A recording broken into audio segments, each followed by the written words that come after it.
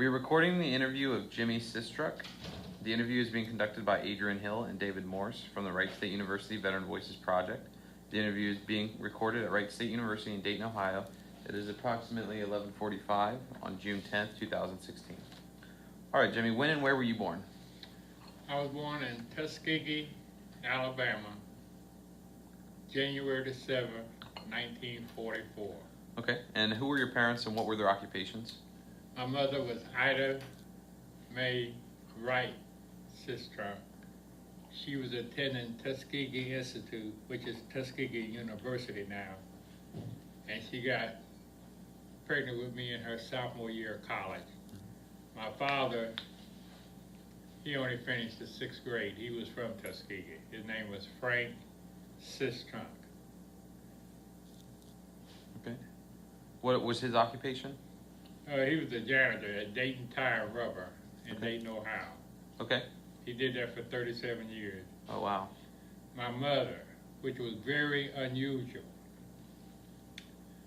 was in business for herself for 35 years. She went in business in 1953 for a American black woman to go in business for herself at that time was highly unusual.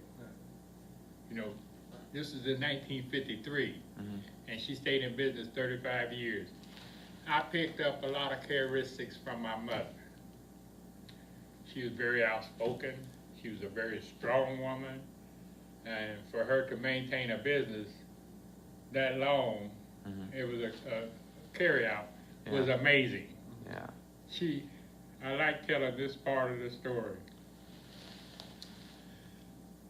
My mother made me wash, iron, cook, and sew. When I turned 14, I asked my mother, why was she making me do these sissy things? And she said, who told me that they was a woman's job? I said, nobody. You could just see, that's a woman's job, which was the wrong thing to say to her. And she said this, I always thought I was going to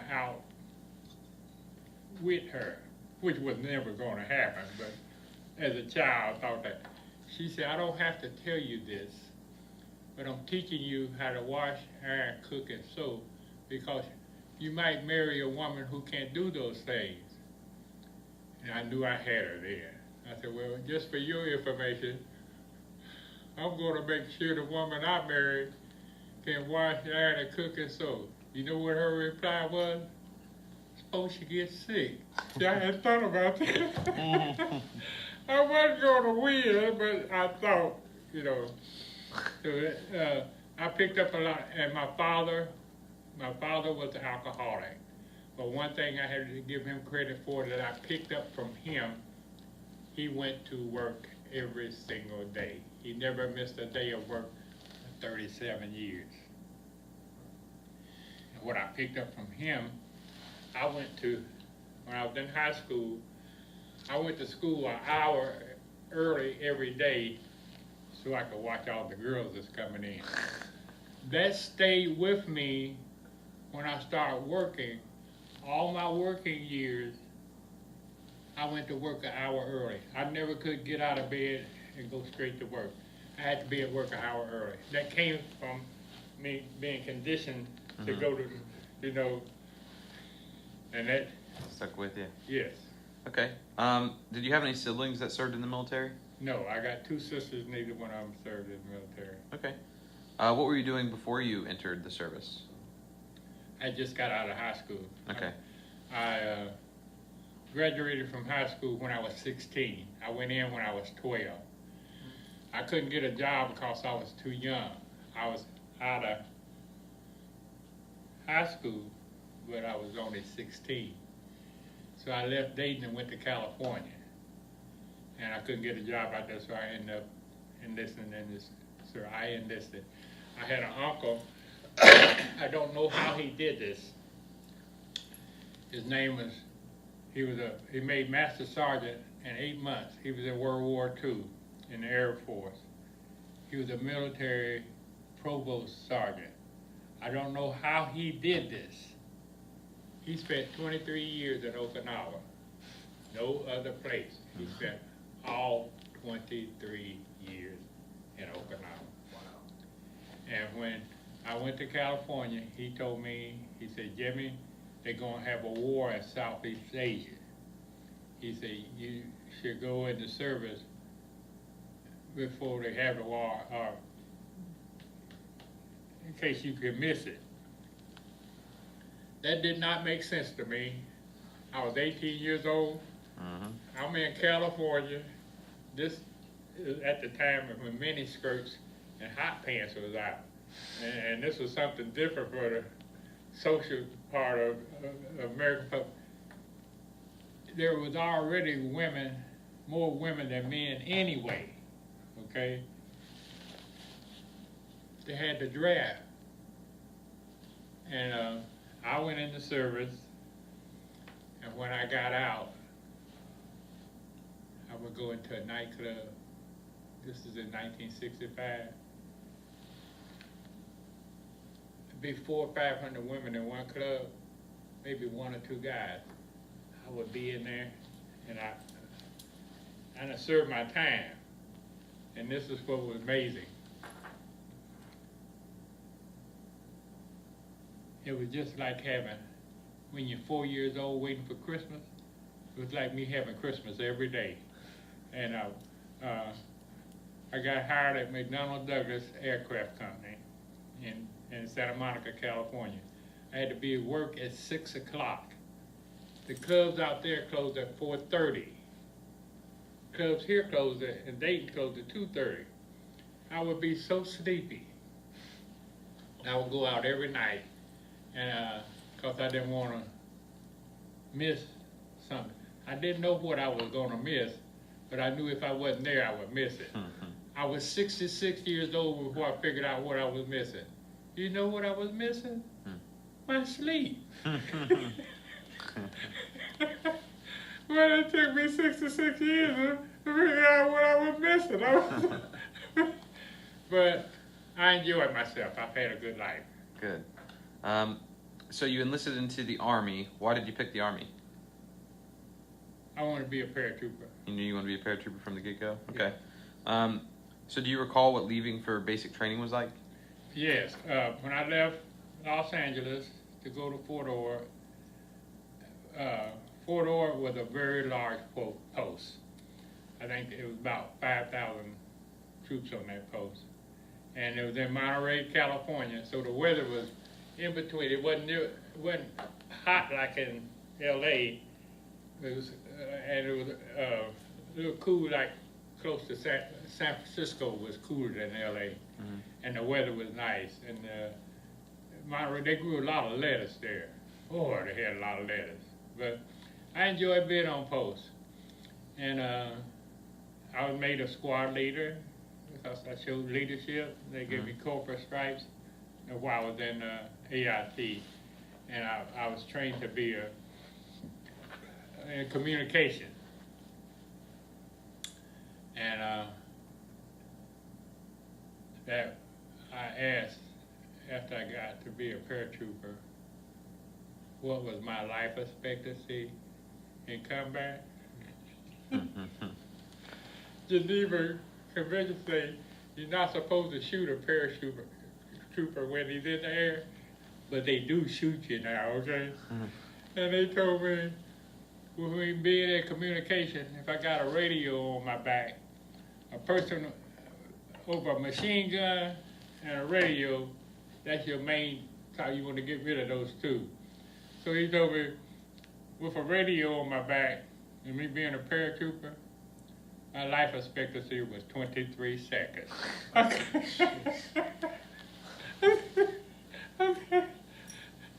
Not even a half a minute, okay? I said, 23 seconds, but that's part of life, you know.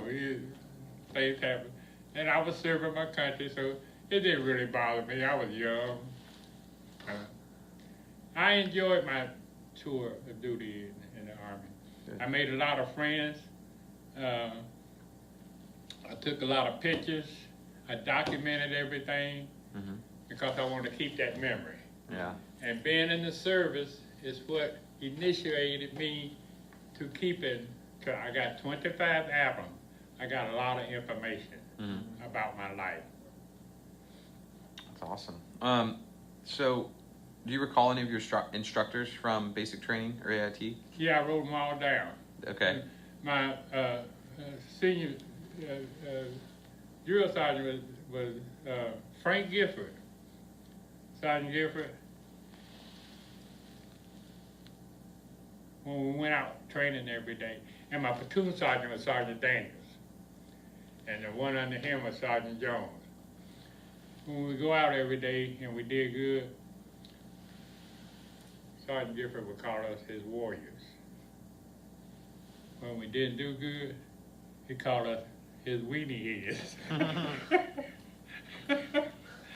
But that left an impact upon us.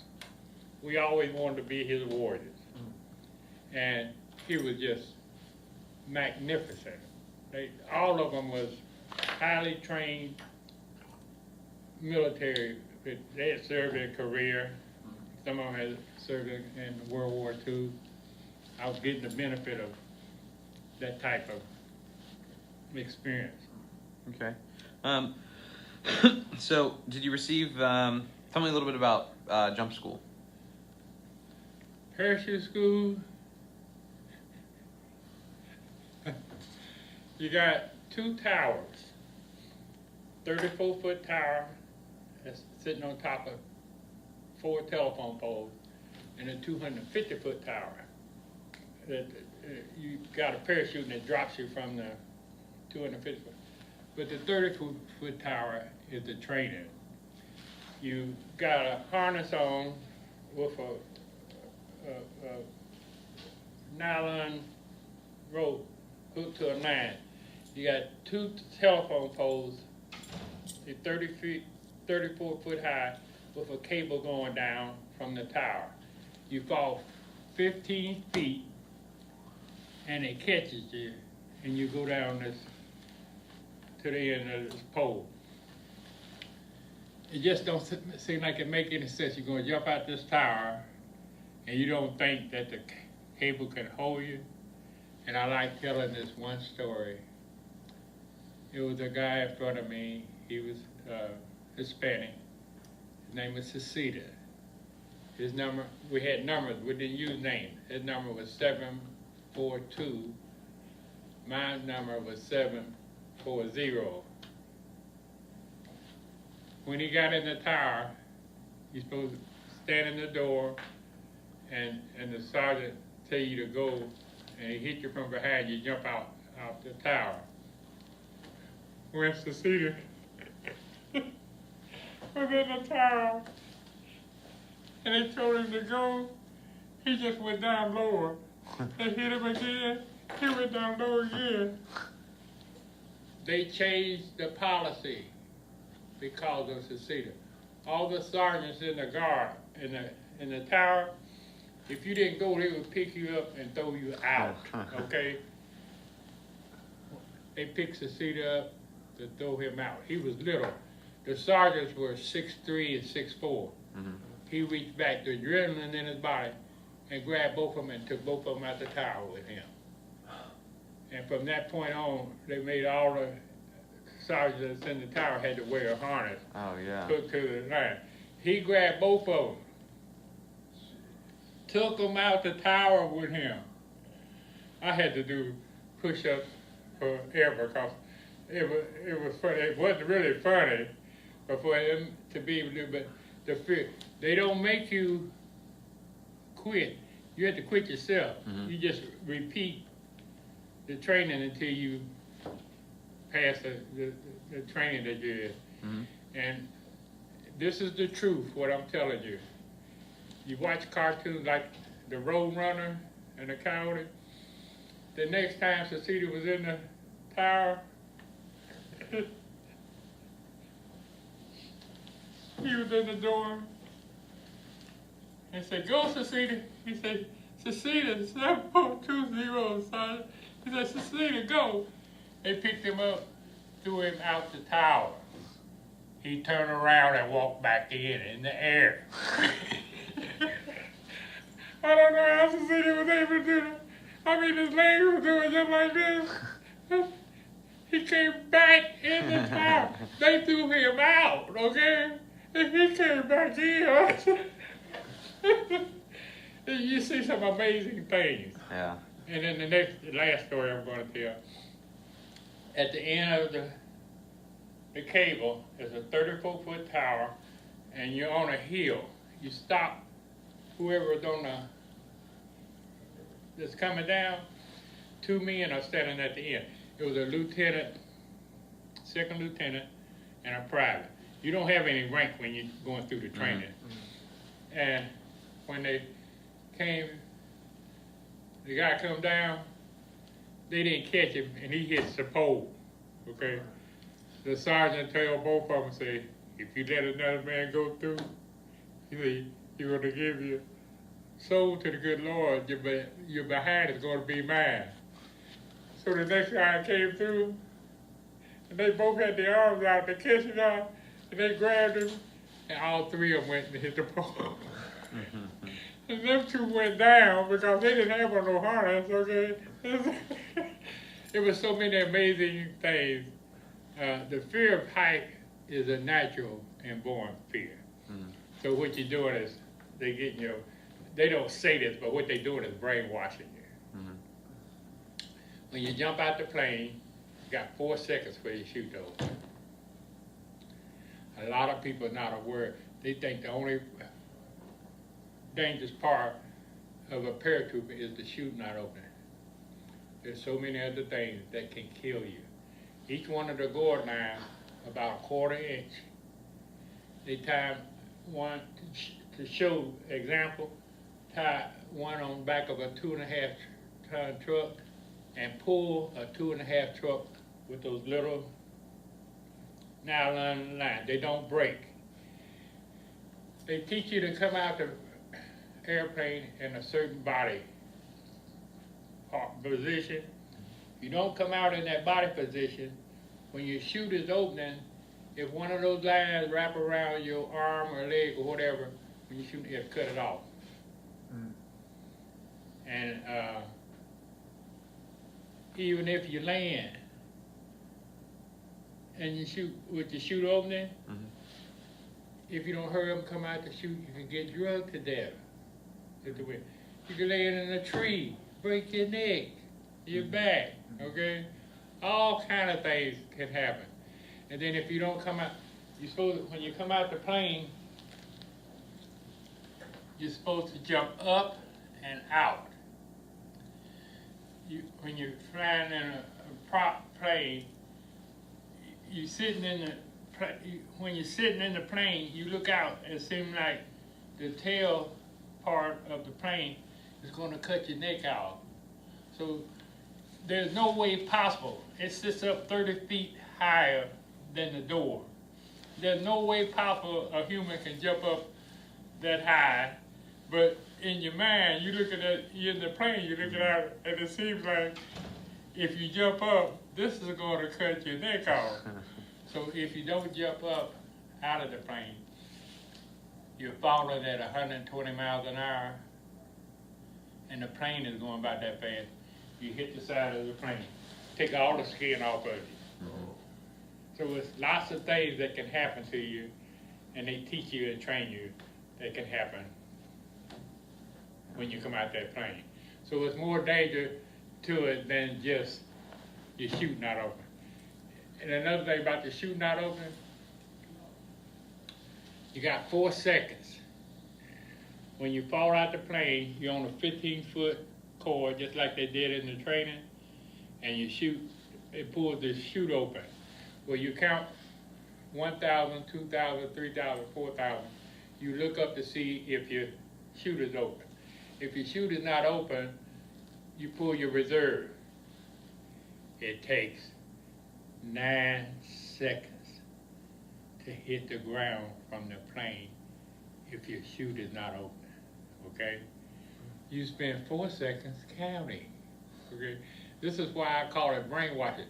There's no way I think you can think quick enough to pull your reserve chute in 5 seconds and you fall at 120 miles, that's why I call it, they don't say you brainwash, but you do it without thinking. You look up, your chute not open, you pull, it just comes automatic. You pull your reserve, okay? You're not gonna think about, a lot of them will panic. You look up and your chute ain't open, they ain't gonna be thinking about pulling over reserve, okay? But that's brainwashed in you. So, nobody never got killed while we was in training. Nobody never got hurt. Okay. Where did you serve when you were overseas? I first went to Baumholder, Germany, in the 1st Hauser,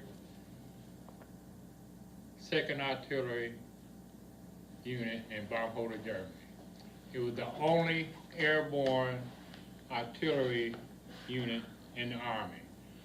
All airborne units are infantry. They would ship 105 howitzers out the plane, and we came out behind them. They 105 howitzers and C-130, and they pushed them out, and we come out behind the 105.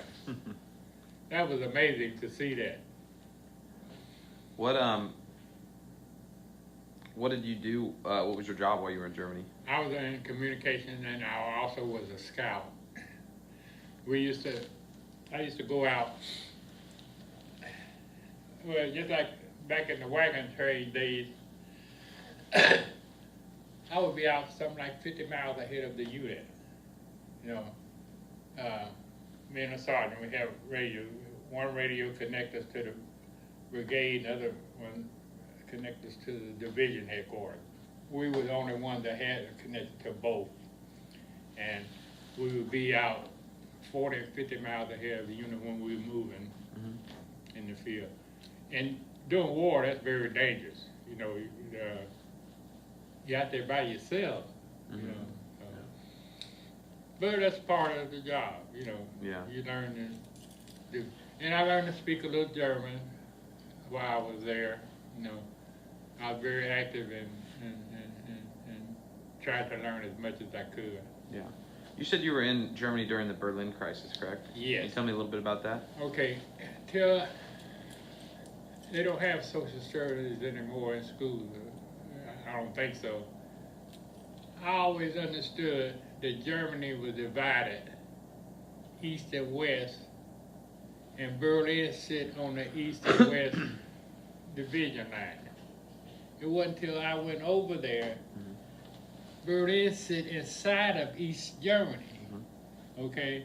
And they had one Autobahn that went to Berlin from West Germany. And they blocked that off. The East Germans and Russians blocked that off. So they had to airlift everything.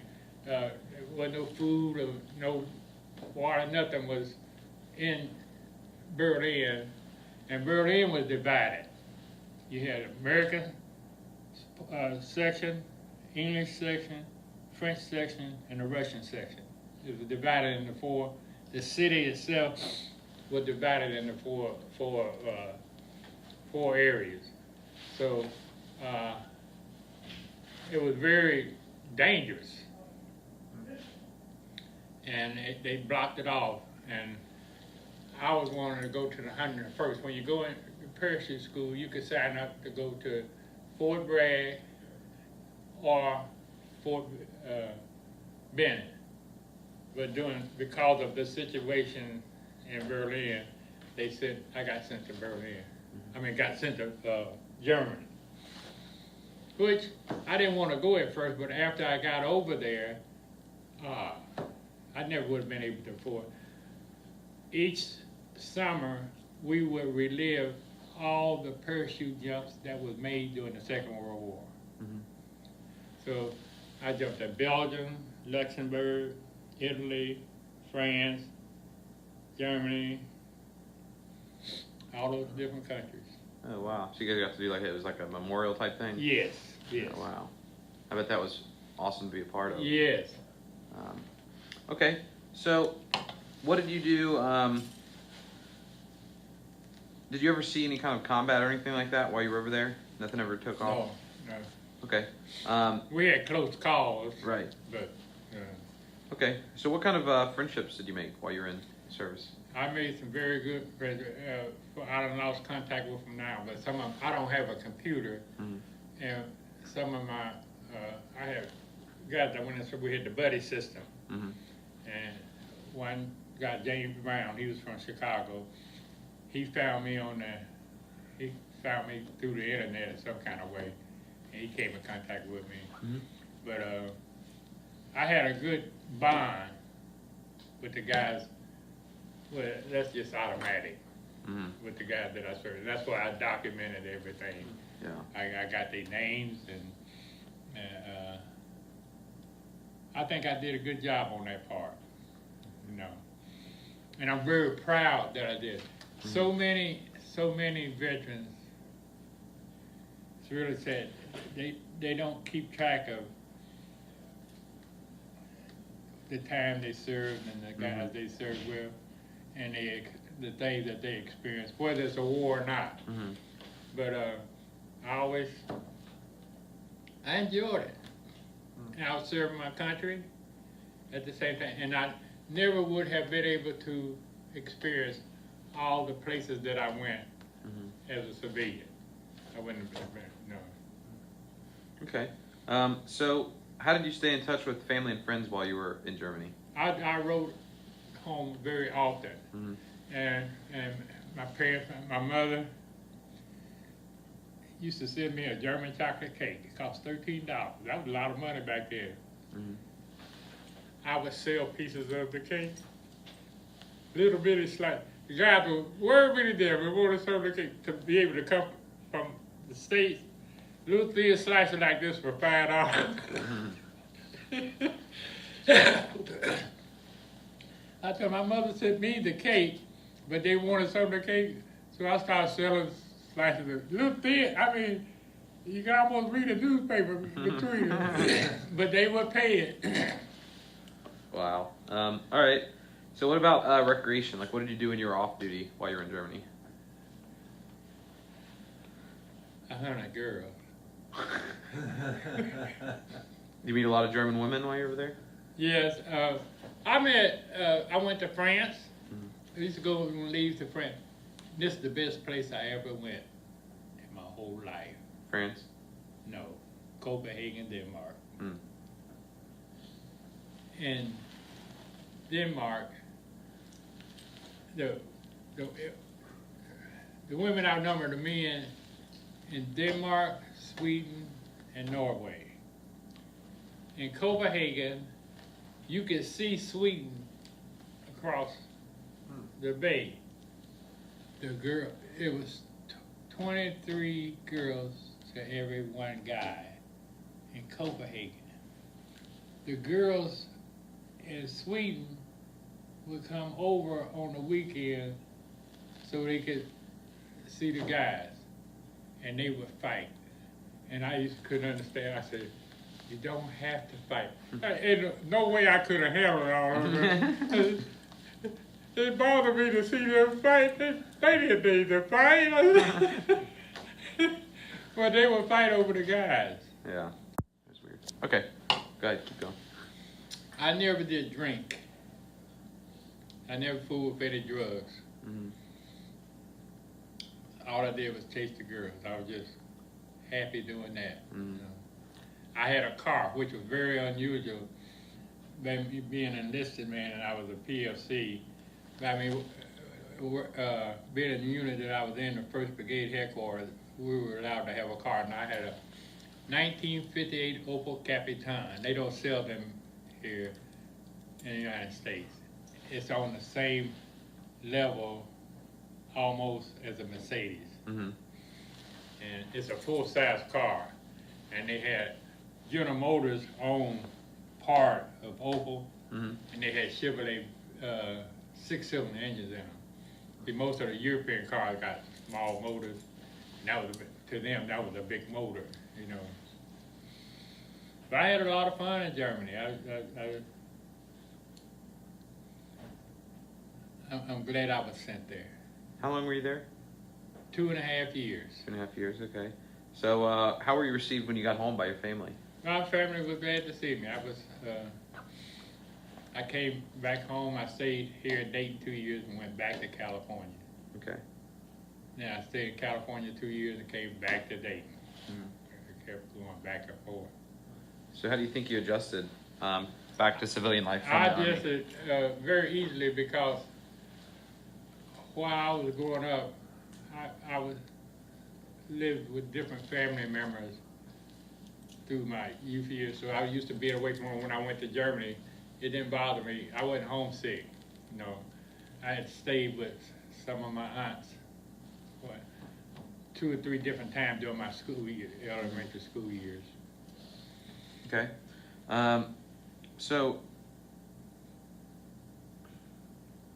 how did you, have you stayed in contact? I know you said you talked to a couple, but have you stayed in contact with any of your other fellow veterans or anything like that? No, not, I don't know where they are. Mm. A lot of them, I found this out, a lot of them stayed in and they ended up going to Vietnam. Mm. At that period of time. Mm-hmm. See, Vietnam was starting to build up in '65. Were you thinking about staying in to go to Vietnam? No. No? I was getting out.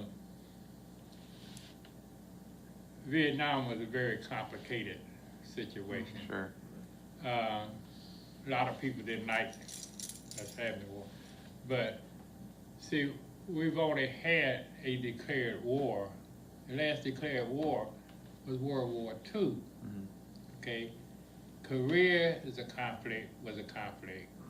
Vietnam was a conflict. They call it a war, but there was no declaration of war signed by Congress for the Vietnam War. Mm-hmm. And it was very, I had heard so many stories. This is the reason I didn't think about going to Vietnam. And it saddened me.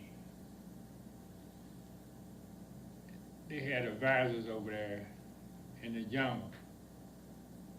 They could not have their weapons loaded. They had to be fired upon first, then called in to be able to fire back. That didn't make sense to me, but the reason I understood later why that was like that, we wasn't a declared war. Mm-hmm. So the United States just followed that rule, you know, you don't shoot unless it's declared war. Okay. Did you join any veteran organizations like VFW and Veterans? No, I didn't. I used to visit some of them every now and then, but I always felt like I should have done that. I didn't do that. What I do is go out to the VA and visit a lot of the like I showed you. I do that on a consistent basis. Okay. Each person have their own way of doing it. And I don't know how many guys do that, but I do that, and I take little gifts and give it to them. Yeah. What have you done since separating from the military as far as jobs? I've been retired 26 years. I was tool and die maker for 17 years. Mm-hmm. And then the last job I had when I got sick was a chemical technician at Monsanto. Mm-hmm. And I worked there 10 years. Had an aneurysm to the brain, and they retired me on a medical. Okay. So, how did your time in the military affect your life? It changed my life. It made me be the person that I am. Mm-hmm. It taught me responsibility. Taught me how to deal with people. When I was in Tool and Die, I was chief steward of the union for 6 years. Mm-hmm. I got accommodations for that, and I always had a very good job. Okay, I never did understand how people could work at a job and say they hate the job. Well, I loved what I was doing in the service and in communication. When I went into civilian life, I loved what I was doing there. So I enjoyed being a tool and die maker was skilled trades, and I like doing that, you know. And when I worked at Monsanto, working with the chemicals, we made herbicides for corn and soybean. Okay. And, one part of Monsanto, here in Dayton, worked with nuclear stuff down at the mound. And in Dayton, we just worked on stuff for herbicides for the agriculture division. So I always enjoy where I work, and because of the military, you learn, it's so many things. This is my personal feelings, what I'm getting ready to say. Mm-hmm. I think it was a big mistake to cut the draft out. Mm-hmm. It teaches, we're losing so many young men nowadays, all these criminal acts and the killing. It teaches you responsibility. It teaches you socially how to mix with other peoples and cultures. It exposes you to other cultures. It gives you a sense of a worth ethic, being responsible for what you do. And I think, personally, I don't have any power to do anything. I'm not a politician. Mm-hmm. I think they should have the draft back. Mm-hmm. Make it kind of like a mandatory thing like they do in Germany and stuff? Yes. I don't see nothing wrong with it. Okay. It helps create men. See, we got a lot of little boys out here. Mm-hmm. I mean, in their 20s, but they boys. The services teach you to be a man. It teaches you to be responsible. It teaches you brotherhood. See, when you're in the service with the guy that's in your squad or whatever arrangement it is, you look at them like brothers. Your life depends on them, mm-hmm. and you depend on their life, okay? And that kind of bond, that stays with you.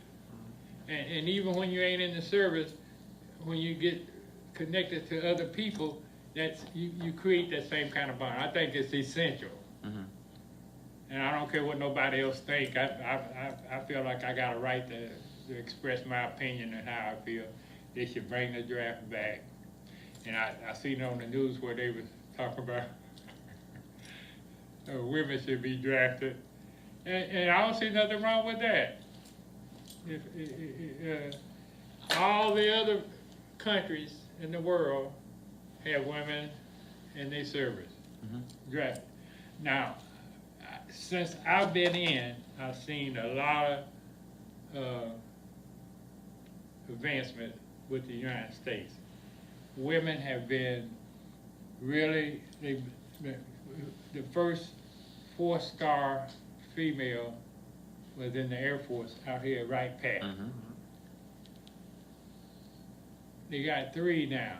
I just seen this on the news, okay? This is amazing, really amazing. They got a 4-star female in the Navy, and she's black. For the Navy, the Navy is the hardest branch to get rank. Mm-hmm. And to have a 4-star in the Navy is amazing. Mm-hmm. And you got women that went to Ranger School, mm-hmm. okay? And I think it's good to see this happen. Absolutely. You know? When I was in, that didn't even exist, mm-hmm. Yeah. Okay? Not only did it exist, it wasn't even thought of, mm-hmm. okay? So for me to see women, and I've always liked women, for me to see the advancement that the military is making makes me feel proud. Good. Okay, well, this is going to go to the Library of Congress. It's going to be archived there. Is there any message for future generations you would want to leave? I think this is what I did, and I share this with people. Keep track of your life. If you have children, keep track of them. Take pictures. From the time they're little, till they grow up, and let them see. my 33-year-old son, when he was 2 years old, he liked to worry me and his mother to death. He wanted a cowboy outfit, okay? He wanted the boots, 2 guns, suit, hat, and a horsey. You know, the little horsey on a broomstick? I took a picture of him on Christmas. All he had on was the hat and the horsey.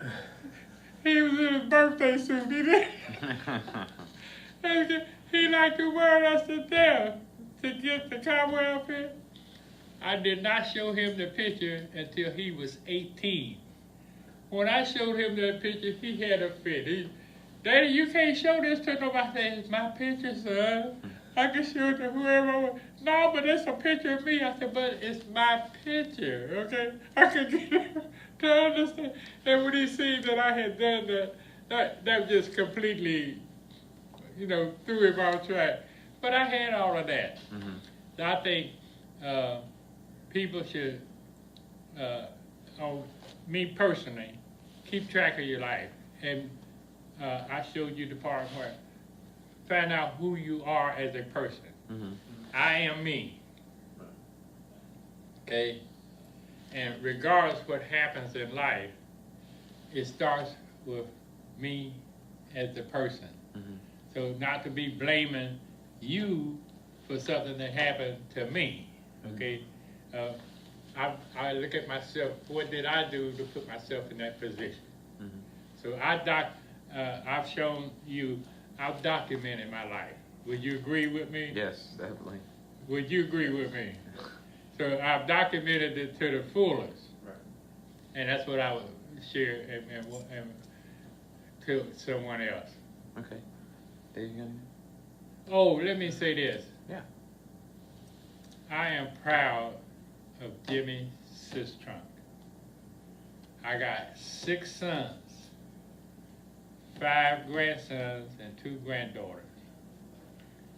I pushed education to the max. People thought I was too hard. I did not allow a B on a report card. I got 3 sons, got engineering degrees, and I got 4 grandkids in college. So I'm proud of them. I'm proud of me being the way that I was about that. So I couldn't ask for no better than that. Thank you. Yeah, well, thank you for doing the interview, and thank you for your service, Jimmie. Okay. I want to thank y'all again for y'all service, and thank you for what you